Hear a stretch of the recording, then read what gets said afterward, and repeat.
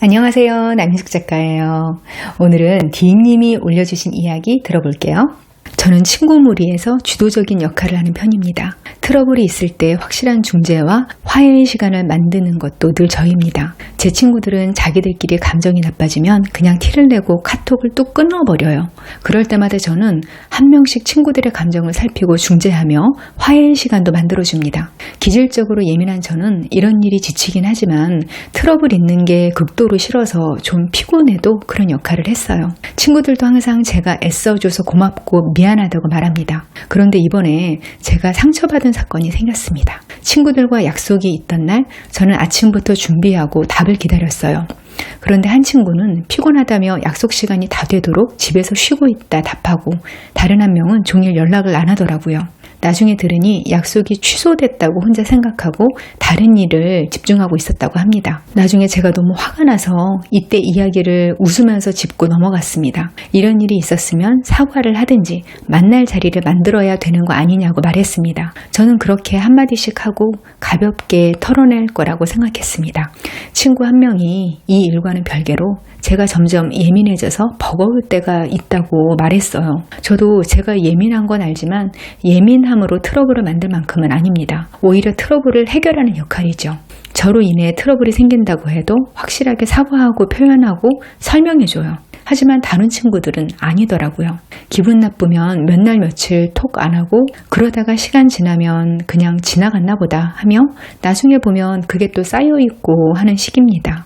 예상치 못한 포인트에서 예민하다는 말을 들으니 그 말에 꽂혀서 몇 날 며칠 너무 속상합니다. 그 말을 한 본인은 기분 나쁠 때마다 차갑게 말하고 나중에 아무렇지 않은 척 다가오고 무슨 일이 생겨도 나서서 해결하지도 않는데요. 솔직히 그런 무심한 면에 실망하면서도 저 아이도 나를 이해해주고 넘어갈 때가 많겠지. 원래 관계는 그런 거지. 하며 지내왔는데 저한테 그런 말을 하다니 억울하고 당황스럽습니다. 그 친구는 본인이 저의 예민함에 맞춘다고만 생각했나 봐요. 이 일과 제가 예민한 게 무슨 상관인지 이해가 되지 않습니다. 감정이 상해 연락도 하기 싫지만 할 말도 많습니다. 내가 예민해서 버겁다지만 네 무심함 때문에 비우고 밀어내는 시간도 길었다고요. 하지만 이런 말을 하면 또 저를 예민하다고 하겠죠. 이런 상황에서 저는 어떻게 해야 할까요? 사연자님의 억울함과 답답함이 느껴져요. 소중하게 생각하는 친구 집단이 있고 그 집단에서 내가 리더 역할로 봉사하고 희생하고 중재하는 역할이야. 그런데 평소 별로 신경도 안 쓰고 무심했던 친구가 그런 나를 보고 예민해서 피곤하다고 하는 거예요. 지금 사연자님이 너무 상처를 받은 상태인데 앞으로 이 관계를 어떻게 해야 할지 모르겠고 화가 나고 그러신 거죠. 사연 보면 사람에 따라 입장 차이가 있다는 것도 잘 아시고 배려하시는 분이에요. 그런데도 이런 일이 생겨요. 이 일을 어떻게 바라보면 좋을지 오늘 몇 가지 시각을 제안해 볼게요. 첫 번째, 너무 맞지 않는 집단과 어울리고 있지는 않은지 생각해 보세요. 사연자님은 똑부러지는 성격 같으세요. 어떤 상황이 있으면 그걸 명확하게 분류하고 확정짓고 의사소통도 명확하고 이래야 하는 성격이신 걸로 보여요. 이런 분들이 회사 같은 데서 일을 잘 하시죠. 이건 어느 정도 학습되는 거라고도 생각하는데요. 사회생활 오래 하다 보면 이건 그냥 습관이 돼요. 제 경우는 아무리 사적인 만남이라고 해도 사연자님 적으신 것 같은 상황을 만드는 일은 거의 없거든요. 가족하고도 이렇게는 안 해요. 그리고 제가 만나는 사람들도 다 비슷해요. 이번 주 토요일에 같이 모여서 점심 먹지. 그래 이러고 정확한 약속을 안 정하고 당일이 됐다? 이런 식으로 애매하게 약속하는 건 오래전에 끝났어요. 약속할 때 다음 주 토요일에 점심 먹자. 뭐 이런 식으로 약속하지 않아요. 왜냐면 경험적으로 소통할 때 얼마나 오류가 많이 나올 수 있는지 알거든요. 다음 주 토요일 이렇게 해도 정확한 날짜를 명시해야 돼요. 오늘 날짜를 착각해서 그 다음 주라는 걸 엉뚱한 날짜로 적어놓는 사람도 있고요. 시간이나 장소까지 한 번에 정해지지 않으면 그건 약속한 게 아니라고 생각하는 사람들도 많아요. 이게 경험치가 쌓여서 몇 번 혼이 좀 나면 약속을 확실하게 하는 습관이 저절로 생기거든요.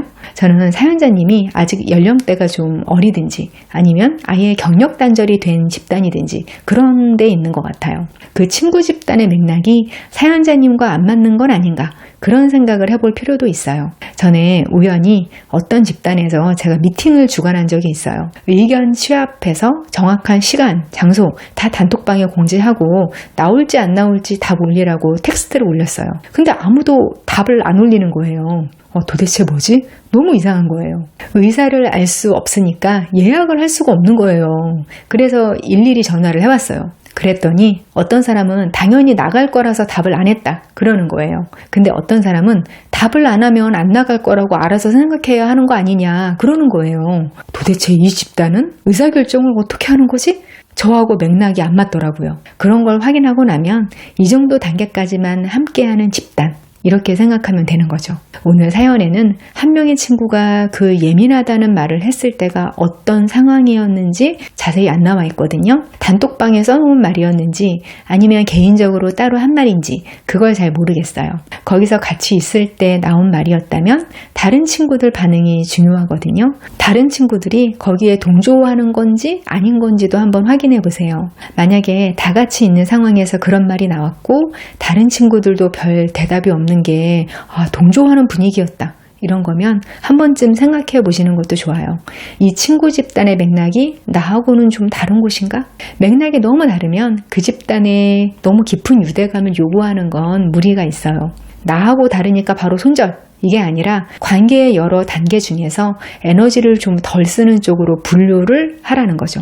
그 맥락이 다르다는 건 여러 종류가 있을 수 있어요. 사람들이 좀 소통 수준이 나하고는 다르다, 이런 걸 수도 있고요. 뭔가 계기가 있어서 친구 집단으로 묶이기는 했는데 별 애착이 없을 수도 있어요. 인연이라는 게 수명이 있다고 했잖아요. 잘 지냈던 관계라고 해도 각자 인생 씬이 바뀌면서 그 관계에 대한 감정도 달라지거든요. 그 속도가 다 똑같으면 편할 텐데 그게 그렇지가 않아요. 다 구성원들이 다른 속도로 감정이 달라지면서 그 인연이 끝나는 건데, 그럴 때 가장 늦게 느끼는 사람들이 사연자님 같은 감정을 느끼는 일이 많아요. 내가 여기에 그냥 안 맞는 사람이다, 아니면 이곳 인연이 수명을 다 해가는구나, 이럴 수도 있다고 가정하고 한번 그 관계를 들여다보세요. 그러면 지금까지 생각하시던 거하고 달라 보일 수도 있어요. 두 번째, 관계가 너무 좁고 가까운 것은 아닌지도 생각해 보세요. 사연자님이 본인이 예민하다고 자꾸 말씀하시는데요. 사연자님이 직접 말씀하신 패턴은 사실 정말 심리학이나 정신의학에서 예민하다고 하는 사람들의 그런 전형적인 모습은 또 아니거든요. 친구 집단에서 관계 트러블이 있는 걸 보는 게 너무 스트레스 받아서 그걸 내가 힘든데도 다 나서서 중재하는 거다 하셨는데요. 정말로 예민한 사람들이면 다른 사람들끼리 문제가 생기면 되도록 피하죠. 그게 보기 힘들어서 나서서 중재한다? 그건 예민한 사람들이 보이는 일반적인 패턴은 아니에요. 정말 예민한 사람들은 다른 사람한테 예민하다는 말을 듣기가 오히려 힘들어요. 왜냐하면 어떤 감정이나 상황이나 외부 자극이 주는 스트레스가 너무 크다 보니까 이 사람들은 무의식적으로 그걸 차단하는 경향이 있어요. 내가 어떤 부정적인 거에 반응을 하려면 에너지가 들잖아요. 그래서 웬만한 건 그냥 수용하거나 흘려보내는 거예요. 그러다 보니까 겉보기에는 전혀 예민하지 않고 무심한 사람으로 보일 수 있어요. 심지어 그런 분들은 자기 자신이 예민한 성격이라는 걸 모르기도 해요.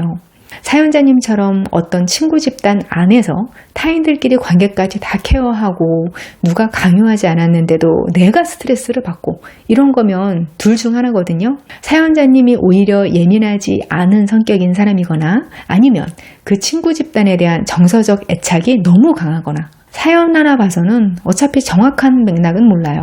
제가 말씀드리는 것도 여러 가능성 중 하나일 뿐인데요. 그 친구 집단이 사연자님이 생각하시는 수준으로 끈끈하거나 정서적 거리가 가깝거나 하지 않을 수도 있거든요. 원래 어떤 관계 집단이 있으면 사람들이 서로 감정적으로 이랬다 저랬다 하기도 하고 작은 충돌 같은 건 대충 넘겼다가 잊기도 하고, 그랬다가 감정이 안 좋은 쪽으로 흐르면 자연스럽게 흩어지고 이런 것도 맞거든요. 무조건 친구들끼리는 항상 잘 지내야 하고 작은 문제도 빨리빨리 해결해야 하고 이건 절대로 지켜야 하는 관계라고 합의하고 시작하는 결혼 같은 가족 관계에서만 해야 되는 거다. 이렇게 생각하는 게 편할 수도 있어요. 친구 집단에서 이런 얘기 저런 얘기 하다 스트레스 받아서 당분간 쟤랑 거리 좀 두고 싶어 이럴 수 있어요. 원래 감정이라는 건 변하는 거라서 그렇게 두면 또 저절로 편해지는 경우가 많아요. 그런 일들은 문제라고 생각하면 문제고 아니라면 아니고 그런 것들이 많아요. 여기서는 다른 친구들은 딱히 문제라고 생각 안 할 만한 일을 사연자님만 매번 문제라고 정의하고 해결하려고 달려드는 상황일 수도 있다는 거예요. 예를 들어서 3명이 학창시절 친구인데 이제 취업하고 바빠지면서 다들 각자 적당히 자기 생활을 하면서 살고 싶어지는 거예요. 소통해야 하는 집단도 많아지고 스트레스도 많아지니까 친구가 주는 스트레스까지 참고 그러기가 싫어요. 한 친구가 너 너무 바쁘다고 하는 것도 자랑일 수 있어. 우리 회사는 일이 너무 없어서 불안한데 뭐 이런 식으로 말했어요. 그러니까 너만 스트레스 받는 거 아니야. 너도 매일 야근해봐. 이런 식으로 대화하고는 한동안 톡을 안 하는 거예요. 근데 그 대화를 보고 있던 다른 한 친구가 따로 연락을 해서 막 중재를 하는 거예요. 너네 친구끼리 그러면 안 돼. 그러지 말고 만나서 풀어라. 걔가 요즘 회사 스트레스가 심해서 그래. 그냥 네가 사과해라. 굳이 그러고 말고 할 일도 아닌 것 같은데 또 그렇게 해서 멀어질 관계면 그냥 멀어져도 될 것 같은데 이 친구가 원하지 않는 개입을 자꾸 하는 거예요. 그러면 이것도 피곤하거든요. 많은 경우에 사람들이 네가 예민하다 이렇게 말할 때 이게 오히려 말하는 사람 자기 입장에서는 순화시켜서 말하는 경우도 있어요. 더 세게 말하고 싶은데 그렇게까지 말할 수 없으니까 네가 예민한 것 같다. 이렇게 돌려 말하는 경우도 상당히 많거든요. 그러니까 사연자님도 예민하다라는 말을 문자 그대로 해석하면서 혼란스러워하는 상황을 한번 돌아보실 필요도 있겠다 싶은 거예요.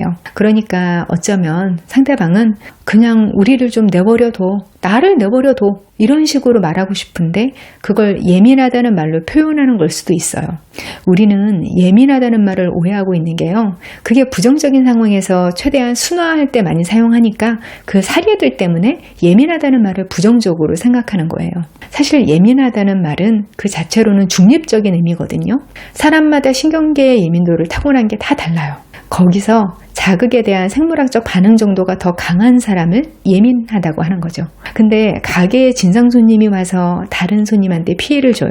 그걸 순화해서 표현할 때 저 손님이 좀 예민하셔서 그러는데 이해 부탁드려요. 이런 식으로 하거든요. 아주 다양한 상황에서 예민하다는 말이 전혀 다른 뜻으로 사용돼요. 그러니까 사연자님도 예민하다는 친구분의 말을 글자 그대로만 보지 마시고 다른 맥락으로 살펴보셔야 돼요. 내 기질을 그 사람이 평가하는 게 아니라 뭔가 관계의 변화를 바라는 거구나 이렇게 생각해 봐야 하는 거죠. 사연자님은 내가 다 희생하고 참아가면서 관계를 주도하는데 상대방은 그런 걸 원하지 않을 수도 있어요. 더 느슨한 관계를 원하는데 이 친구가 너무 개입을 해서 내가 너무 에너지를 쓰게 만들어 이렇게 느끼고 있을 가능성도 한번 생각해 봐야 하는 거예요. 단톡방에서 어영부영 약속 어긋났다고 사과해라. 만나서 얘기해라 이렇게 말씀하셨다고 했는데요. 이것도 맥락에 따라서는 좀 피곤하다 이렇게 느낄 수도 있어요. 요즘 사람들의 관계 지형도가 바뀌고 있어요. 이제는 따뜻하고 느슨한 관계 이것만으로도 만족하는 사람들이 늘고 있거든요. 혼자 충분히 시간을 보내고 싶고 너무 깊게 다른 사람하고 엮이지 않는 그런 관계를 원하는 사람들이 정말 기하급수적으로 늘고 있어요. 따뜻한 연대감을 느끼는 정도면 충분하다. 이렇게 생각하는 사람들이 많아요. 우리는 친구고 좋은 시절을 함께 했고 지금도 이어져 있지. 이 정도면 꽤 괜찮은 관계인 거예요. 근데 그 이상으로 연결되어 있으려고 하면 자꾸 부작용이 생기죠. 사연자님이 이 케이스라는 말이 아니라 한번 짚어보시라는 거예요. 왜냐면 이런 경우가 정말 많아서 그래요. 사람들이 팬데믹 겪으면서 혼자 지내는 게 얼마나 편한지 알게 됐어요. 굳이 만나거나 자주 소통하지 않아도 큰일 나지 않는다는 걸 깨달은 거예요. 그래서 관계 지형도가 많이 바뀌었어요. 그런데 여전히 밀착된 관계를 원하시는 분들 중에서 적응이 안 되는 경우가 있거든요. 접촉이 많아야 안심이 되는 분들은 관계의 개수를 늘려야 돼요. 그리고 얕은 소통으로도 만족할 수 있는 쪽으로 적응을 해나가셔야 되죠. 그러다 보면 깊은 소통을 원하는 잘 맞는 사람을 만날 수도 있어요. 사연자님은 다른 사람을 배려하려고 애쓰고 행동으로 노력하시는 분이신데 생각지도 않게 부정적인 말을 들어서 황당하실 것 같아요. 저는 관계를 소중하게 여기는 마음은 어디로 흩어지지 않고 다 자기 덕으로 돌아온다고 믿거든요. 더 마음 다치시지 않고 곧 해결책을 스스로 찾으시기 바랍니다. 고민 사연은 네이버 카페 어른성장학교 고민 게시판에서 받고 있어요. 저는 다음 이 시간에 여기서 다시 만나요. 기다릴게요.